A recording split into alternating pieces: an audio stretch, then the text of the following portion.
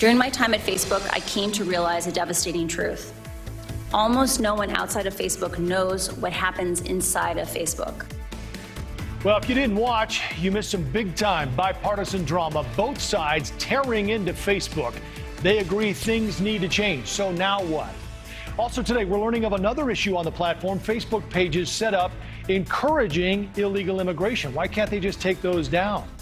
And if she's not safe in the ladies' room, why would an airplane be any different? Senator Kristen Sinema confronted on a flight. Tonight, both sides weigh in. Is this really where we are as a country? Plus, tonight, a women's soccer star tells her story of abuse in the sport following the scandal engulfing the National Women's Soccer League. Ciara McCormack joins us live. We are loaded tonight, full docket. Great to have you with us live from Chicago. The Donlon Report starts right now. Good evening. The pulse of America tonight, our relationship status with Facebook.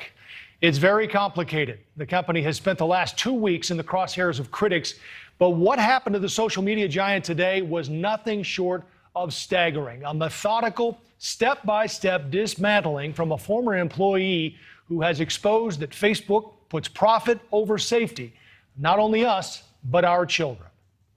I would like to emphasize one of the documents that we sent in on problematic use examined the rates of problematic use by age, and that peaked with 14-year-olds. It's just like cigarettes. Teenagers don't have good self-regulation.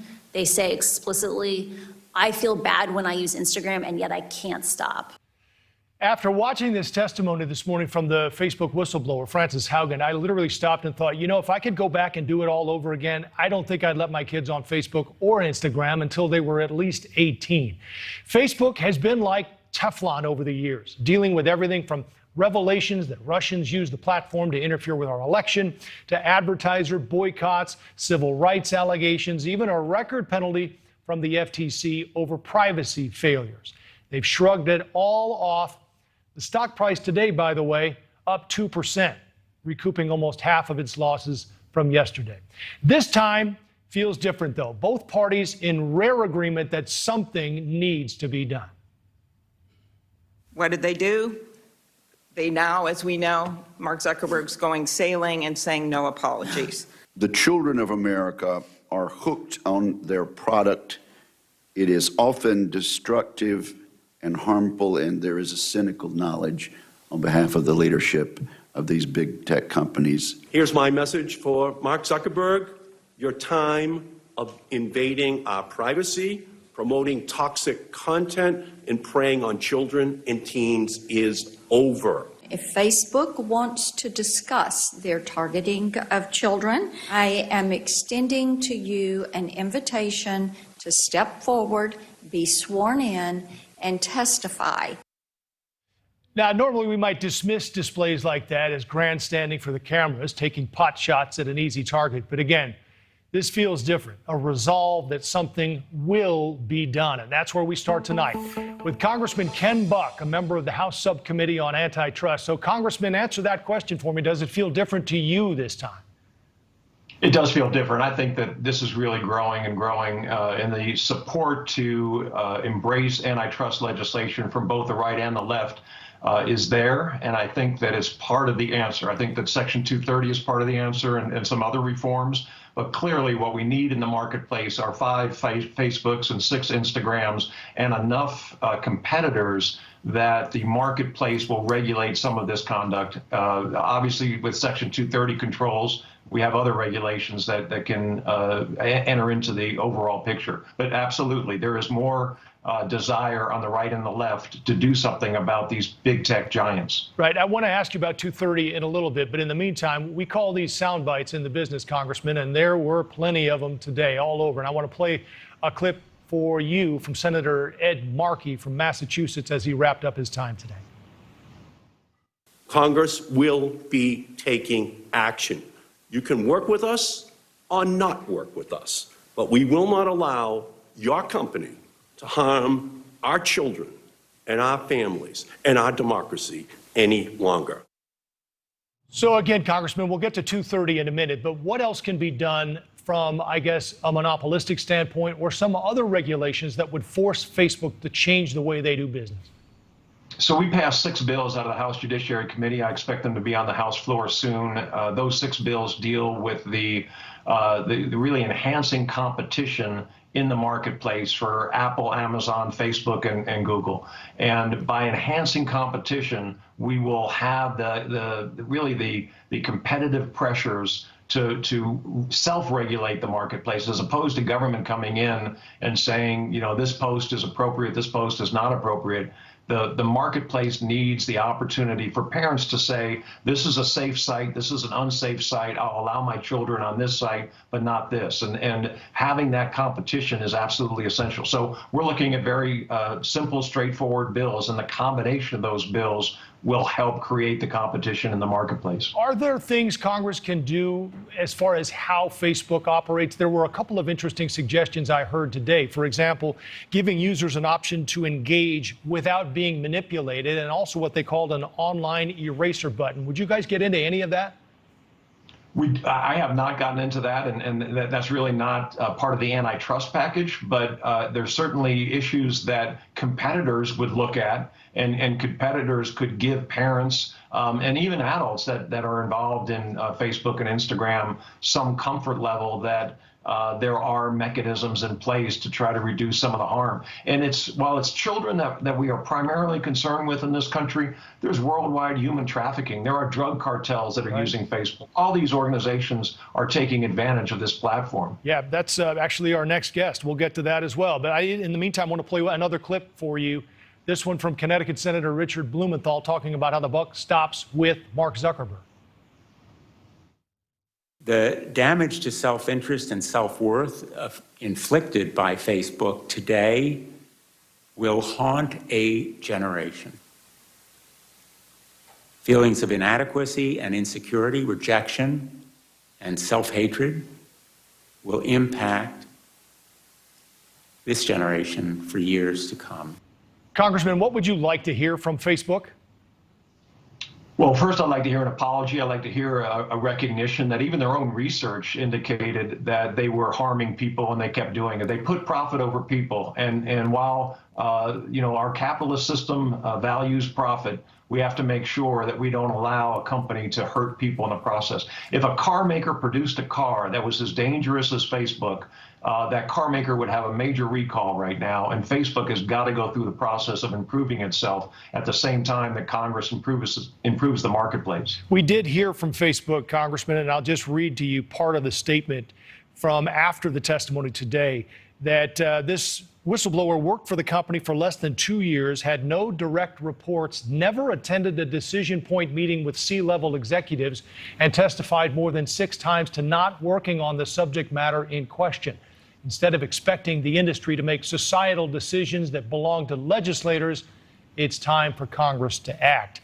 2 points there. Did you find this whistleblower credible, Congressman? And it sounds to me like they're open to Congress doing something.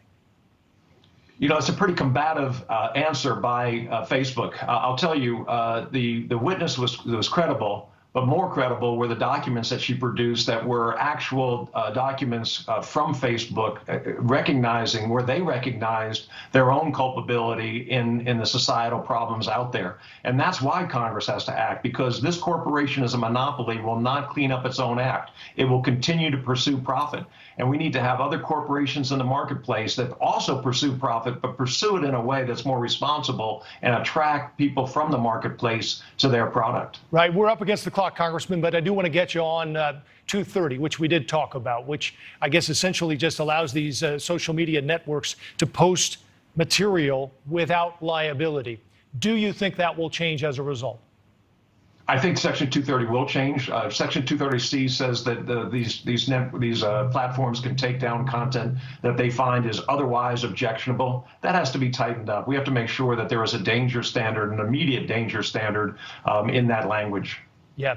Listen, Congressman Ken Buck, I really appreciate the time. Thanks for shedding some light on this issue today, and thanks for joining us. Thank you. Now to the issue of Facebook's influence on Capitol Hill. Today, several senators brought up the point of big tech lobbyists in the nation's capital. Here's what Senator Amy Klobuchar had to say about it. We have not done anything to update our privacy laws in this country, our federal privacy laws. Nothing, zilch, in any major way. Why? Because there are lobbyists around every single corner of this building that have been hired by the tech industry. For more now, let's go to NewsNation's Joe Khalil live on Capitol Hill. So, Joe, let's hear more on these senators on this committee and how much money they've received. Yeah, I mean, it makes sense, Joe. You know, for a long time, there has been bipartisan support to do something, and yet nothing has been done. Even on this exact committee, go ahead and put the list up here. These are the senators that are supposed to be doing oversight specifically on tech and on Facebook. And this is what we have right here. Senator Brian Schatz from Hawaii, $35,000 from Facebook. John Thune, $31,000. You see both Mike Lee and Jerry Moran, two Republicans, more than $20,000. Senator Roy Blunt, $16,000. Senator Klobuchar, $15,000. You've got Senators Blumenthal and Blackburn, both more than $10,000, along with Senator Todd Young from Indiana. And then Senators Ben Ray Lujan, $7,000, and Tammy Baldwin, more than $6,500. Those numbers, Joe, may just be drops in the bucket for a company like Facebook. But the point is, they do have an army of lobbyists. They have almost endless money. In fact, the top executives at Facebook have given more than $3.9 million in donations alone. Again, just the executives there, certainly a lot of influence that they carry. And when you wonder about why nothing has been done in the last 2 years, despite the popular support for some change, certainly one reason right there. Yeah, Joe Khalil, thanks for us live tonight in D.C. Appreciate that. Misinformation and disinformation on social media platforms like Facebook are even encouraging illegal migration to the United States. You heard Congressman Buck mention it a minute ago. This is according to the Border Report. Social media can also promote and elicit hatred toward migrants. Cybersecurity and migration experts who are calling on Congress to better regulate the industry. Joining me now to talk more about this, Mark Meckler. He's president of the Convention of States.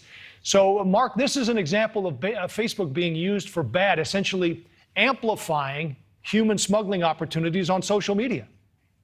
Yeah, I think we need to be very careful because when they talk about misinformation and disinformation, and then they're talking about illegal activity and the promotion of illegal activity, those are two different things. So I want to make sure we separate those. If Facebook is involved in the promotion of illegal activity, that needs to be shut down immediately. That's a place for congressional involvement, for law enforcement involvement, and that should be done right away. So you're saying that explain the difference again to me. Yeah, I mean, one of the problems that we have, and this comes up in conjunction with Section 230 that you were talking with the congressman about, when somebody says misinformation or disinformation, that's basically an opinion. Often that's applied, and we experience this as folks in the conservative movement. Anything that we say that they don't like politically is deemed misinformation. It's targeted, it's tagged, it's reduced in circulation. If we're committing felonies, if we're promoting the commission of felonies, illegal border crossings and the like, that should absolutely be addressed and taken down by Facebook. But misinformation, disinformation, that's a way to control political speech with a bias. Sure, okay, I get it. But I guess the Tech Transparency Project was pretty clear on this, saying it's basically free advertising for human traffickers. Smugglers are even offering discounts for children and women. Yeah, I mean, to me, that's outrageous that that kind of activity is going on Facebook on a day in and day out basis. Apparently, there are over 50 pages on Facebook that are advertising these things. They're enticing people through messaging apps. Again, this is illegal activity, and Facebook should be responsible for policing illegal activity on its platform. Yeah, you've been in the social media world, Mark. Why are these pages up? I mean, isn't this something obvious? Can't they just take them down? Yeah, they can take them down. It's just what they choose to focus on. Honestly, what they're more interested in at Facebook and Instagram and YouTube is policing political speech that should otherwise be free and unobstructed. They have armies of people doing that every day instead of focusing on illegal and very harmful activity, which they are apparently ignoring at this point. Yeah, great information. Mark Meckler, president of the Convention of States. It's great to see you. Thanks for the time. Thank you, Joe. The National Women's Soccer League set to resume its schedule tomorrow after a sexual abuse scandal involving a coach rocked the league. Up next, an international. There is new fallout from the shocking accusations facing a major National Women's Soccer League coach. The former players accusing Paul Riley of sexual coercion. Mana Shim and Sinead Farrelly spoke out this morning on the Today Show, calling on the league to do something about the allegations. He's a predator. He sexually harassed me. He sexually coerced Sinead. and he took away our careers. It's so prevalent. It's not just this team. It's not just this coach. It's across the league. It's across the sport, and we have to do something about it. We get more on this now from former pro soccer player Ciara McCormack, who's kind enough to join us all the way from Thailand, where it's bright and early in the morning. Ciara, thank you very much for the time. I saw where you wrote the article in The Guardian and how this situation here in the States triggered what you went through, which, as I understand it, you and your teammates had tried on 30 different occasions to report your own stories of abuse. What happened? Yeah, we had a situation where our coach was essentially the gatekeeper that decided who was going to make the Canadian women's national team, and just similar sort of situation to what the players, Mana and Sinead, were saying, where, he had a lot of power. And basically the Canadian women's national team, the Canada Soccer and the Whitecaps, the coaches that are where he coached, they basically fired him for sexual misconduct after an investigation. And then they announced it to the public as a mutual parting of ways. And so, for the next 11 years, myself and my teammates tried through many different avenues to try to get the story out, and watched as he went back on the field coaching teenage girls. And then I sort of had enough by 2019 and wrote a blog and just exposed the whole story. Right. And what happened after that? Did he face charges, didn't he? So immediately the day after, he was suspended from his club, and then the story just kind of started to snowball a little bit. And then there was actually fan protests at the MLS at the Whitecaps games, just because the handling of the organization was so poor. And then December 2020, it ended up he got charged with 9 sex crimes, 4 victims over 20 years. And one of the charges was from 2008, when he had been fired for sexual misconduct. A big thing that you wrote about was the fact that the fans, this protest that you talked about, they actually walked out of the games, right? Yeah, it was incredible. And I think, again, watching Mana and Sinead's story, I think I'm so happy for them, because I know for me and for the other players that were involved, it was so healing when finally, because it was like being gaslit for 11 years, where this is such a serious situation, but nobody's doing anything. So, not only to have the support in general from the public, but then this massive showing where fans were walking out of the games at the 35th minute and organized it in a show of support. And they did that for 3 games. So it was pretty incredible and pretty healing. Ciara, something you wrote really caught my eye. You said this could be anybody's daughter or niece or friend's daughter. Tell me more about how this, in your words, triggered you. Yeah, I mean, that's the reality of it. There's so many children playing sports, and, they're all innocent and vulnerable, and these coaches have so much power. And so, I know for me, I have, friends with children, I have, little nieces, and I just felt like, we have to change things. And the only way it's going to happen is to start speaking out about it. And, I think for a long time, I felt like I was a troublemaker, because I was the one that was even speaking up as the situation was unfolding. But now it's kind of, I think all of us speaking up are kind of on the right side of history. And I think all of our motivations is just to make sure that, all the little kids coming up don't ever have to go through the kinds of things that we went through. What do we do about it, Ciara? I mean, we see all of this, and it's happening at the highest levels. How do they change this? I think the first step, to be honest, is just awareness. I think, I know the Larry Nassar thing, I think helped a lot in the sense that, just people realizing that this stuff is going on at the highest level. So I think that awareness is really important. I think education of athletes and parents as to the kinds of environment, because I think there's a lot of abuse that's not just sexual abuse, but, verbal abuse and the kinds of things that really impact people in a negative way for a long time. And so I just think that awareness is very important. And then I just think also having a safe place to report.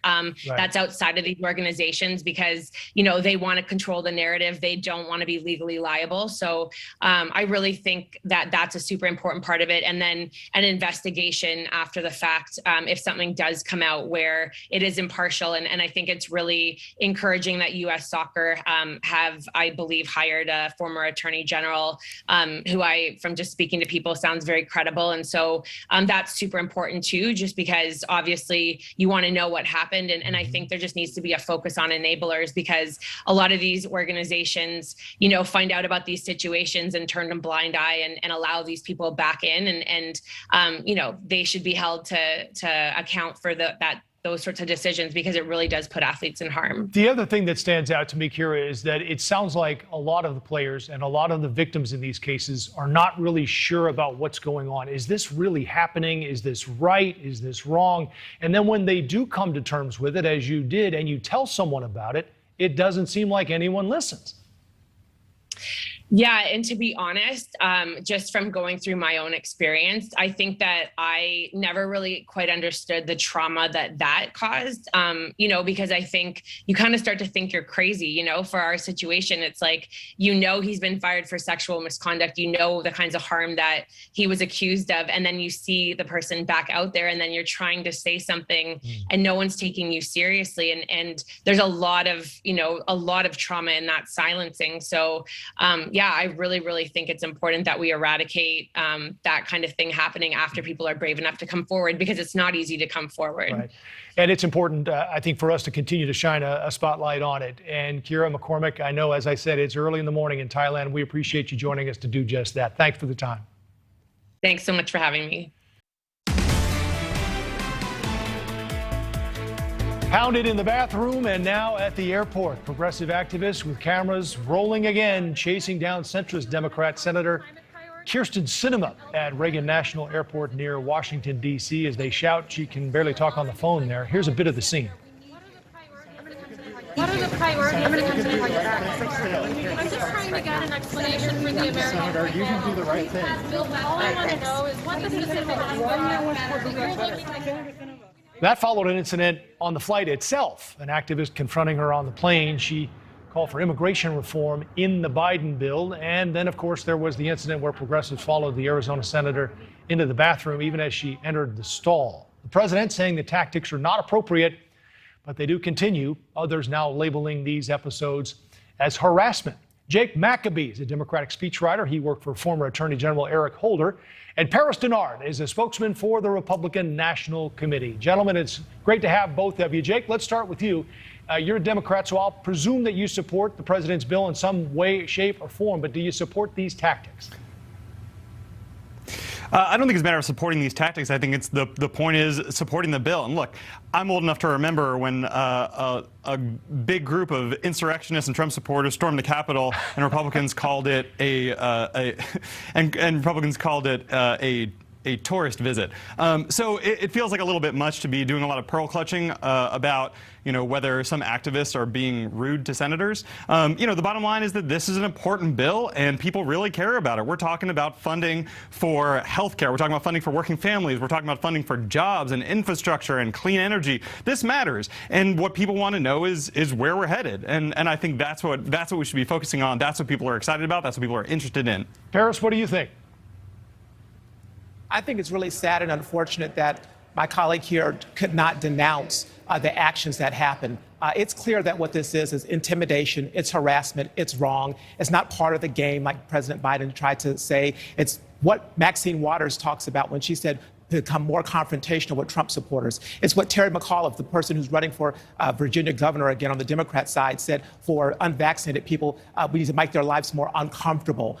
These types of techniques and tactics are wrong. They should be denounced. Look, I'm a Republican. I'm one that supported President Trump and still does, but I would tell you this. When the incidents that happened in this Capitol, I denounced it. Our chairwoman denounced it and said it was wrong for people to break the law. And I think Democrats need to stop hiding behind this cloak of secrecy and silence and denounce these actions when it happens to Republicans and when it happens to those Democrats who do not ascribe to the liberal radical agenda that they're trying to push. Wrong is wrong, and I need Kamala Harris, I need President Biden to denounce this. Speaker Pelosi and everyone else should denounce this harassment that is happening by Democrats and radical activists. It's wrong and it's intimidation. Let's listen to, if we can, the clip you talked about from Maxine Waters, where she did, I guess, encourage people to get more confrontational. She said this a little while ago, but it certainly is coming back now. Let's listen. What should protesters do? Well, we got to stay on the street, and we've got to get more active. We've got to get more confrontational. We've got to make sure that they know that we mean business. So, Jake, is there any doubt in your mind that what we're seeing here is harassment, and are the Democrats at all to blame? Well, first of all, I think, and my colleague here, I think misstates the facts because President Biden has denounced this. So has Jen Psaki from the podium has said this. That following someone into the bathroom is not acceptable, and I think that's fine. I think that's plenty. Is it harassment? It is not my job to say what is harassment and what isn't. I think that being rude to people is not great in general. I do think that talking to your member of Congress or your senator on a plane or in a public space, I think that's acceptable. I think that everybody has the right to try to get an audience with the people who make decisions that impact their lives. And I think that for the most part, that's what's going on. And the reason is that people are really interested in the legislation that we're talking about. Look, today a Quinnipiac poll came out that had 54% of Americans supporting a $3.5 trillion bill.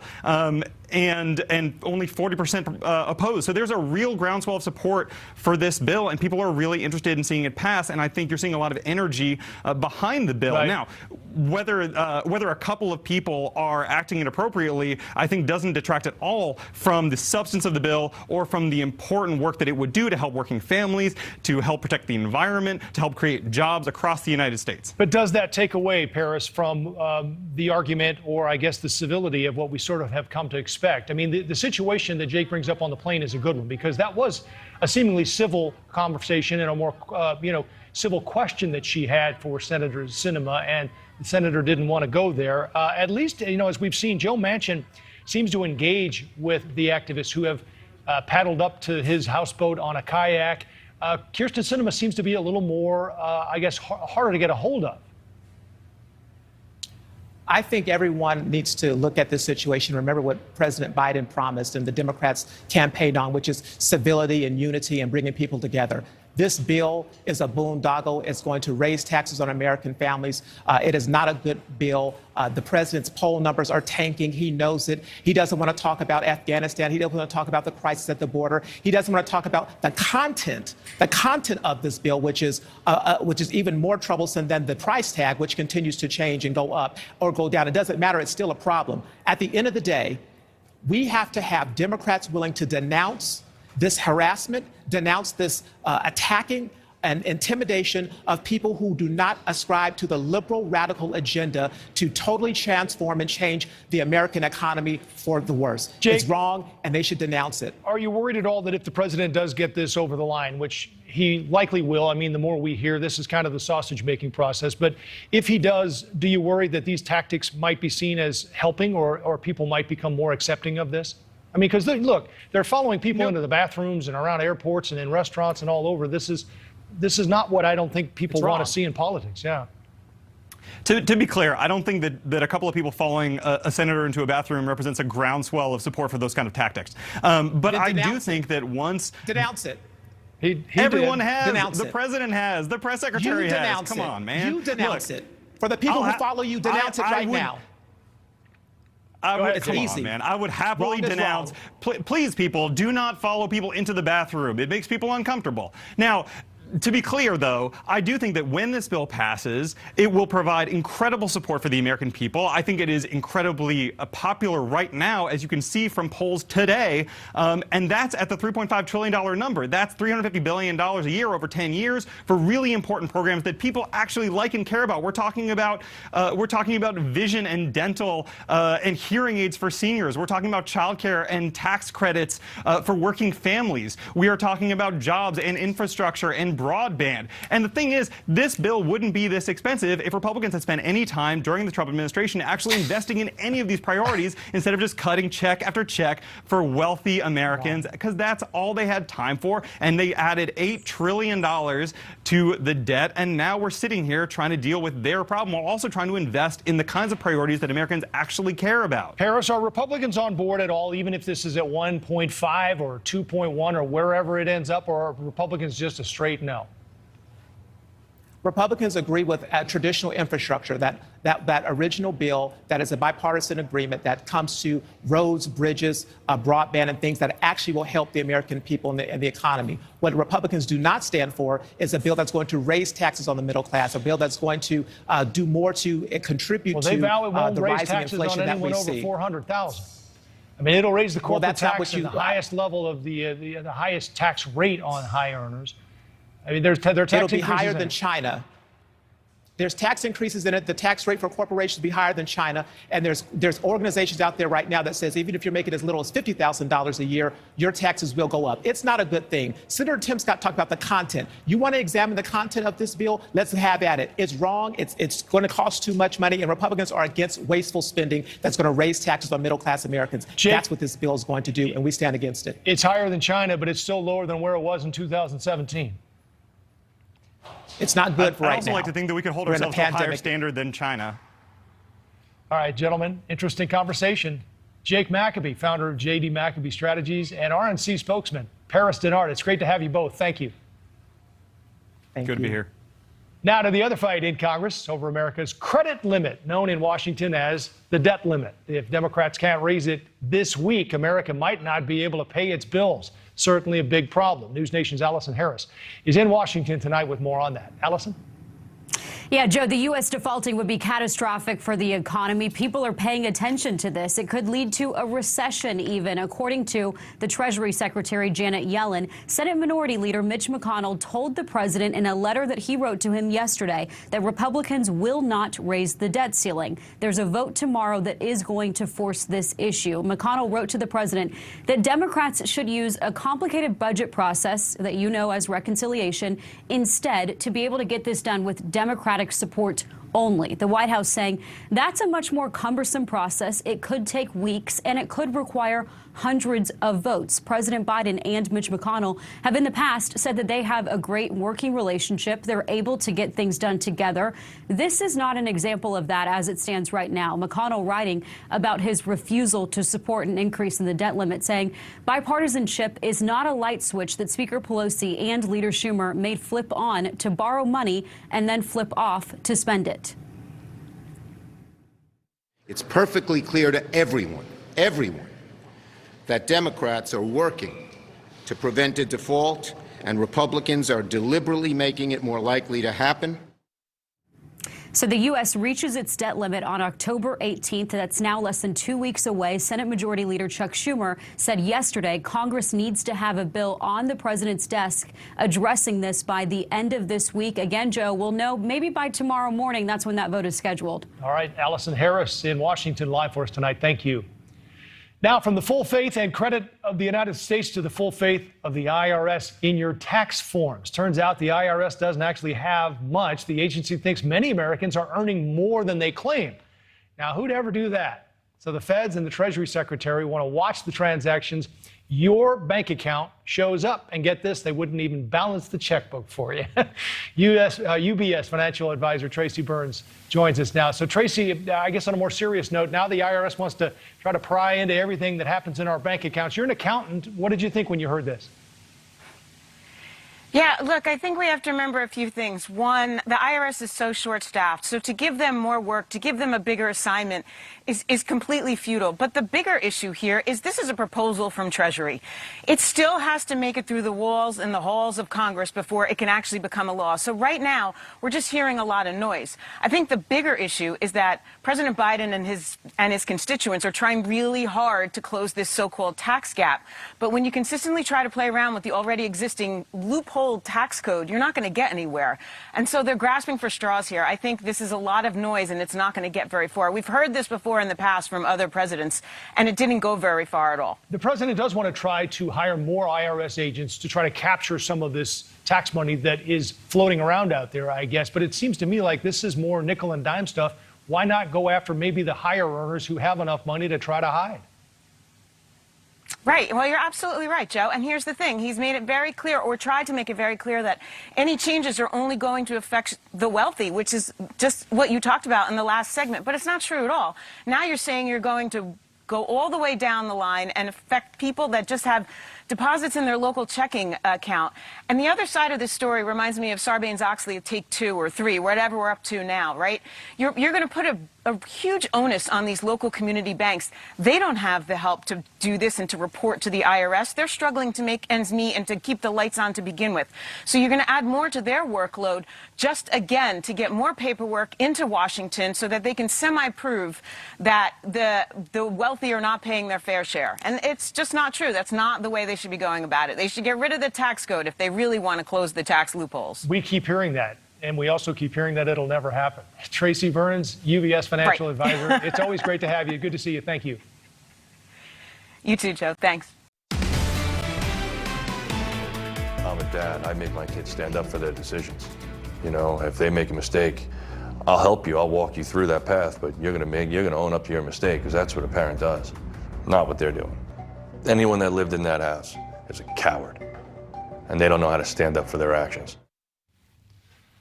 That was Joe Petito, father of Gabby Petito, speaking out on Dr. Phil about his daughter's death and the lack of cooperation from the family of Brian Laundrie. Joining me now for more, News Nation's Brian Enton. Brian, been a lot happened since you and I talked last, including the sister of Brian Laundrie, who had a lot to say.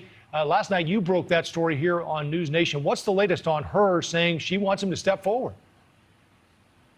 She wants him to step forward, but just within the last 2 hours, something else interesting has happened. The timeline has changed yet again. It's so hard to keep the timeline straight, Joe. The recent change came from the parents in the house behind me, Brian Laundrie's parents, through their attorney. He is now saying that they got the date wrong that their son disappeared. Originally, they were saying that he went missing on Tuesday, September 14th.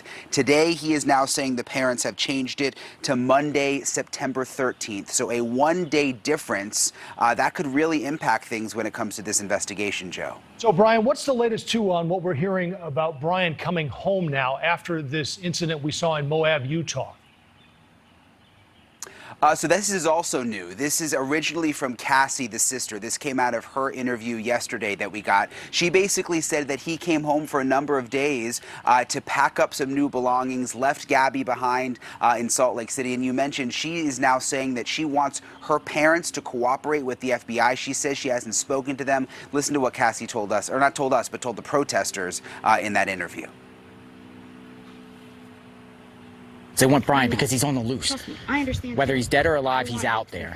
Because one, the sooner he's found, the sooner this is over for us. Yeah. We can start the closure that's what we process. keep trying to. So what's interesting is there's now obviously so much division inside this family that we didn't know about until Cassie spoke out. She's not talking to the parents aren't talking to her, and she flat out said that her parents' own lawyer is now throwing her under the bus. All right, Brian Enton live for us with an update in Florida tonight. I know you'll have much more as we continue here on News Nation through the evening. Brian, thanks again. Joining me now for more on this, former U.S. Marshal Lenny DePaul. So, Lenny, I guess let me start with just a question. I don't know how much you stay in touch with some of your old contacts with the U.S. Marshals, but is there anything you can share with us about what you know? Well, I mean, they're keeping things close to the vest. And even though I've reached out, I mean, and I get it. I mean, I've worked fugitive investigations for 3 decades. So you want to keep things close to the vest. You don't want to, you know, step on any toes and whatnot. But the public is remaining vigilant. I mean, they had that witness. They came out on Saturday up on the Appalachian Trail and said that he swears he saw, you know, Brian Laundrie. So, you know, that's what it's going to take. The tips are coming in, and they got to vet these tips and exhaust all these leads. Do you think that's legit? And are the federal agents now either on their way to or already at that situation where we're talking about where he was spotted between Tennessee and North Carolina? Right. Well, the witness is Dennis Davis, and yes, the FBI is going to interview him tomorrow, from what I understand, which they should. You know, he puts Laundrie in a white pickup truck, a newer model, flags him down in Tennessee on the Appalachian Trail. He's disheveled. He's kind of not making sense. He says he had a fight with his girlfriend. He needs to get to California. How do I get there from here? Which was kind of bizarre. He recognized him. He pulled over later on. He pulled his photos up, and he you know, dialed 911 and say, hey, this Brian Laundrie's right here. Right. Sadly, he did not get a plate on the vehicle, but, you know, got a good description of him. That so hiker, if it's him. Oh, I'm sorry. Yeah, he definitely seemed credible. Lenny, one more before I let you go. What is, you think, if he's still alive, Brian Laundrie thinking right now? What's going on? Do you think he has any contact with the outside world, or are you sure he knows he's being hunted right now? He's got to be. I mean, he is, again, he's off the grid. He's gone dark. He's not communicating. Law enforcement's chasing a ghost, like I've been saying, and it's tough for law enforcement right now. But they're, you know, it's all about collection right now, Joe. Human intelligence, signal intelligence. They're putting that puzzle together, connecting the dots. Hopefully this guy just gives up, throws his hands up, and comes out wherever he is. I still believe he's up in the Appalachian Trail somewheres. His sister kind of confirmed that today in her discussion. You know, he knows the area. He's frequented the place. He's been up there weeks at a time on his own. He is somewhat of a survivalist, so got a good shot at him there, I think, right now. Yeah, he's not out of the country. They said dead or alive, but it sure seemed like they thought he was alive still. Former U.S. Marshal Lenny DePaul. It's always great to have you with us, Lenny. Good to see you. Thanks for having me. Thank you. Earning your driver's license is a rite of passage, but these teenagers are taking it to a new level. Some students in California are taking part in the first ever truck driving program for high schoolers. The instructor says it could help with the nationwide trucker shortage. Some 63,000 drivers are needed at the moment. Isabella is 17, says her mom's more nervous than she is. Certainly a sign of the times, and it is tonight's American Snapshot. What do you want to bet the first thing they do is get in and blow that horn? That's our time for now. Thanks for joining us. On Balance is next.